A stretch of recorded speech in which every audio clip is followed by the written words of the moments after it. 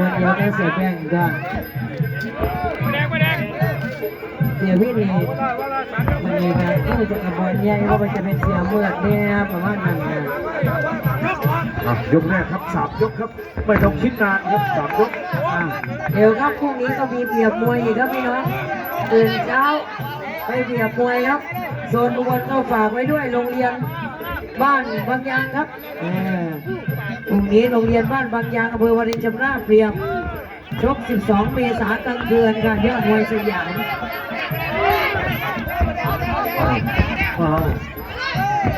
ไม่ใช่โรงเรียนไม่ใช่โอ้จะมี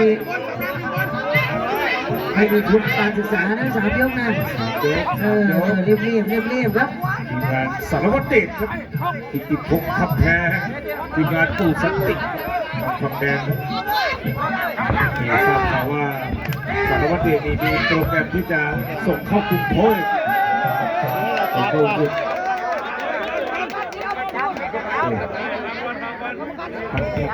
เดี๋ยวรอดูนิดแป๊บนึง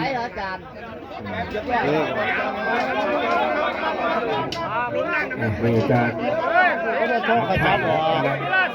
จับกำลังคำและเข่ามงกรด้วยอาจารย์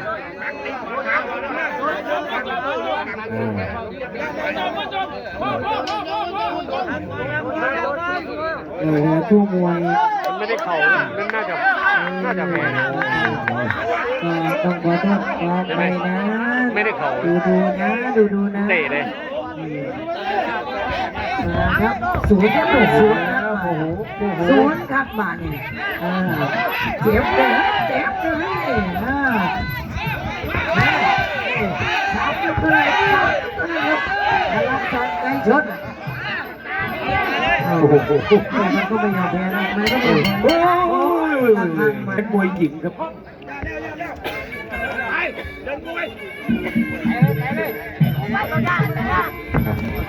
สองครับ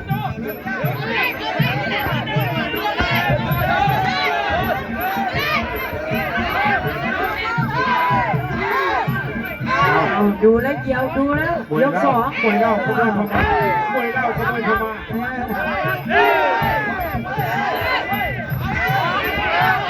อย่าหลับตา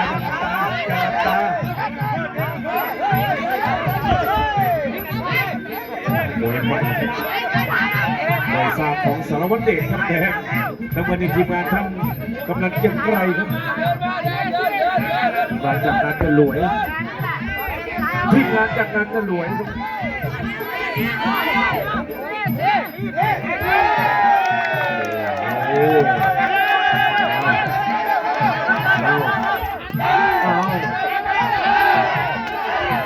ทีมงานก็กระตุ้นแล้วครับ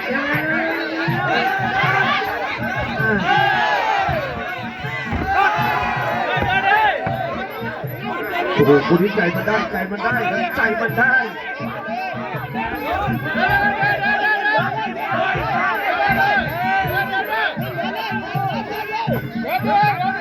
ครับ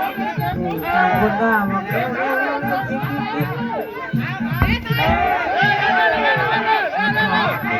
นเจาะยางน้ำเงินจะใช้แขนเจาะยางสองเจอศอกจ้อ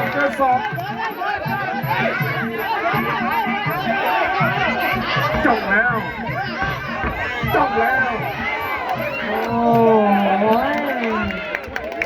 ลุกมองซะดีกว่าคุณหมอเลย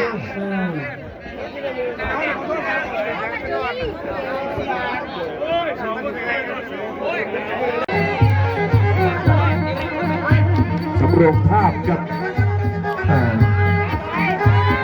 อุบลราชธานีเมืองใน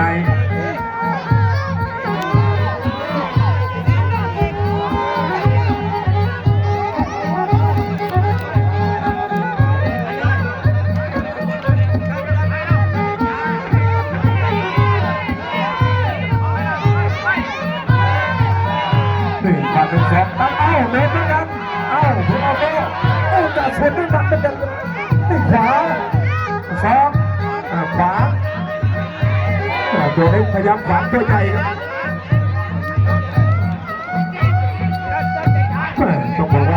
ซึ่งคุณเข้าจีมหากุศลครับแฟนต้องจับเลย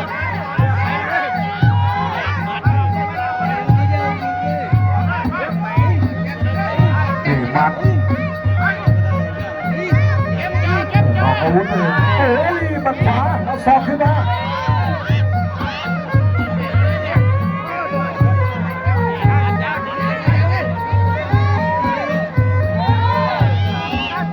อันเป็นเพียงยกสองน้ำบังเดียวปักนะครับไทยพลาดดีเยี่ยมนะครับเดี๋ยวมาในวันนี้เยี่ยมโอโต้ตีลงไหน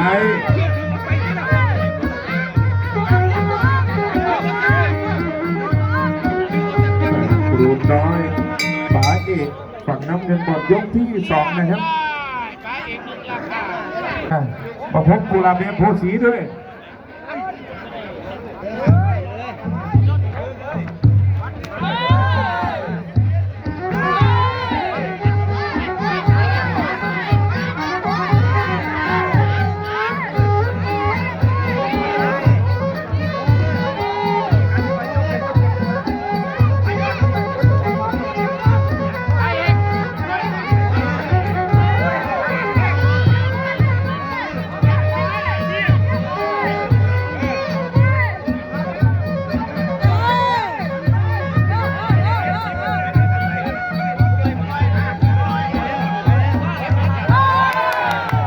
ยก3กับทุกท่านนะครับผมจะมีมาลัยยุนครับแล้วก็มีเพชรโมโน่ให้4,000นะครับทุกท่าน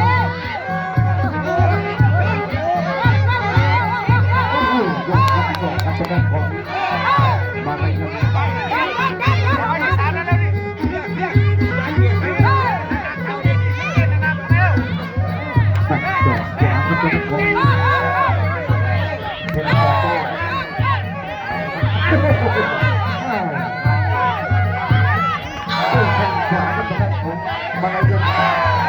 ครับ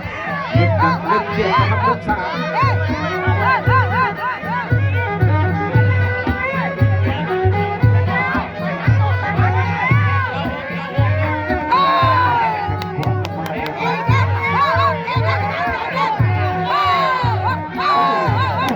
จะได้สนุกด้วยครับคืนนี้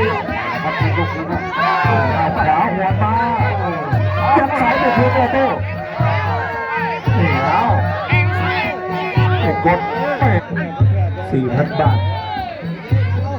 มาได้เงิน10ครูน้อยกับเพชรโมโน่นักบินอะไรเด็ดโอ้ขวาครับทีขวาเอาเพชรขวาขึ้นมาได้เงินไม่ใหญ่เอาวิว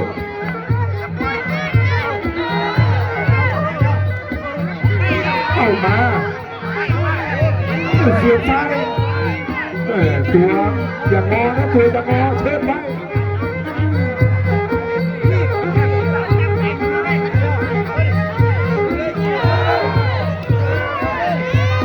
ขยับเข้าไปครับต่างคนต่างพูดเยอะ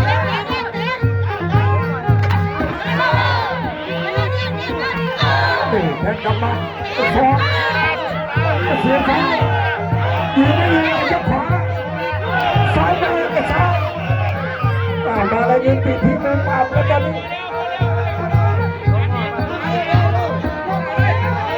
เลิฟครับเกียรติออโต้นี่ก็ไม่ค่อยได้เกียรติเรือบ่อยกับเกียรติธรรมดา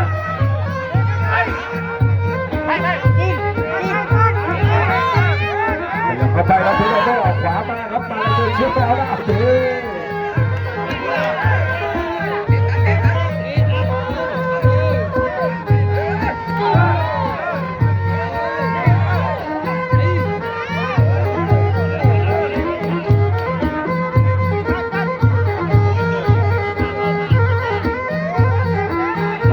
ยก4ครับ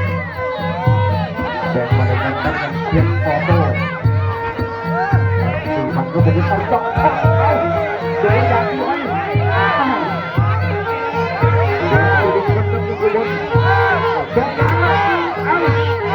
ดูว่าจะให้ไหน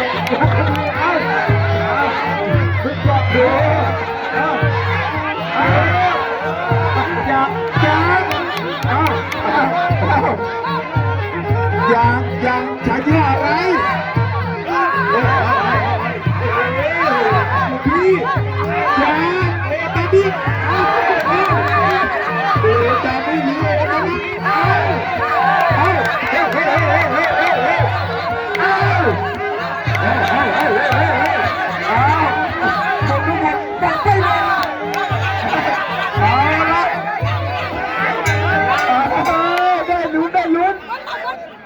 เขาบอกว่าเกินคาดแล้วเอามาจีใจใส่เลยอาจารย์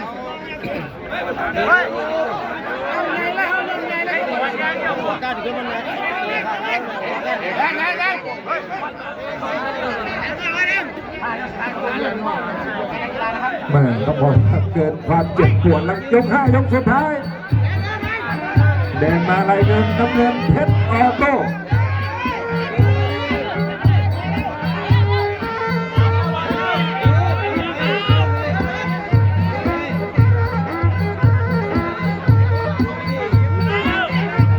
เอาได้เม้นนะ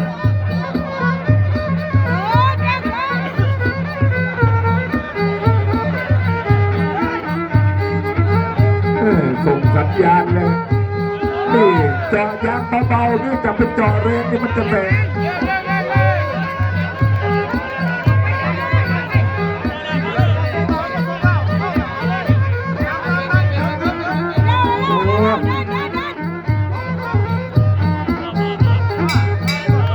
นั่นไงมันสมควรดังนะแบบนี้นะครับเกมจบก็ขอโทษขอโพยครับเป็นภาพที่สวยงามเพราะว่าเจตนายก5ขึ้นมามันเจตนาอย่างนั้นอยู่แล้วชูมือให้กับน้ำเงินครับเพชรออโต้นักบินอะไรยนต์